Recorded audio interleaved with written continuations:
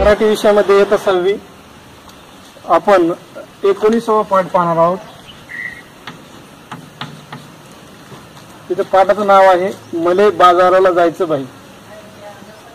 सदरील पाठ हा प्रभा बैकर यांनी लिहिलेला आहे। या पाठामध्ये एक नाट्य स्वरूपात हा पाठ मांडला, म्हणजे एक नाटिका सादर केली आहे। मग बाजाराला जात असताना एक बाई रुसते आणि ती रुसलेली बाई इतर बायांना काय म्हणते, तिला का बाजाराला जायचं नाही, याचं एक नाटकीय स्वरूपात या ठिकाणी मांडणी केली आहे। मग त्यांचा उद्देश काय आहे, तर त्यांचा उद्देश आहे की प्लास्टिकमुळे पर्यावरणाचं कशा पद्धतीने नुकसान होत, कशा पद्धतीने त्याचा दुष्परिणाम आपल्याला भोगावे लागत आहेत, हे सांगण्याचा प्रयत्न केला आहे या पाठामधून। आपण बाजाराला जातो किंवा एखाद्या ठिकाणी किराणा माल घेण्यासाठी जातो, त्या टायमाला आपण कोणती तयारी करतो। बरेच जण तशाच पद्धतीने निघतात, कापडी बॅग आपल्या सोबत नसते, मग त्या ठिकाणी गेल्यानंतर आपण तिथल्या प्लास्टिकच्या बॅग मध्ये ते सामान घेऊन येतो। मग हे सामान घेऊन येत असताना आपण हे प्लास्टिकचा वापर सर्रास आपण होताना बघतो। म्हणजे प्लास्टिकचा वापर सर्रास होतो, या प्लास्टिकच्या सर्रास वापरामुळे या पर्यावरणाचं कशा पद्धतीने नुकसान होत आहे, तर आतूनात नुकसान होतं। तर त्यामध्ये प्लास्टिकमुळे काय होतं, तर प्लास्टिक हे एक रासायनिक प्रक्रियेतून तयार केलेलं घटक आहे आणि हा निसर्गामध्ये टाकल्यानंतर किंवा पडल्यानंतर तो कंपोज होत नाही त्या ठिकाणी, म्हणजे तो कुजत नाही आणि तो न कुजल्यामुळे तो हजारो वर्ष त्या ठिकाणी जमिनीमध्ये राहू शकतो।